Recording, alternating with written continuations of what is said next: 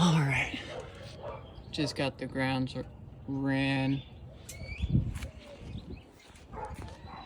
Gotta take the fan radiator cowling off, and then we'll get that alternator power steering pump out. Gonna run the wires up around. I think I'm gonna put my fuse panels all right here, running down up underneath the frame. Kind of already got this up and out.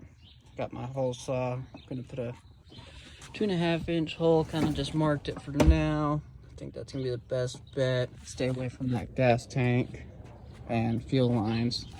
So yeah. Hole is cut. Yes, it's ugly.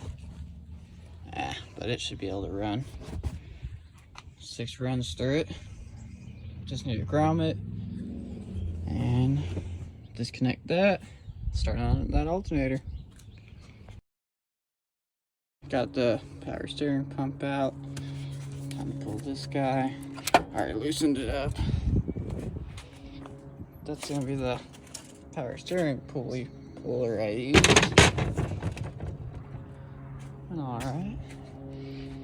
Alright, now we gotta get this bracket out of here and disconnect the power steering pump from this bracket.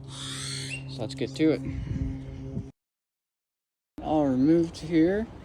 Power steering pump's loose. We had 8 bolts. That's how you're looking at it here. 1, 2, 3, 4, 5, 6, 7, and 8, including the alternator. Alright, so we got the bracket on. I will say the power steering pump is a little finicky. There is a bolt that you will have to remove from the power steering pump. It lives back over here, mounted on the heads, kind of behind this wire. That will free up the power steering pump. At first it didn't move, but we are good now. So yeah, just a few more bolts, throw the alternators on, wrap it up, throw the power steering pump pulley back on, and we should be good.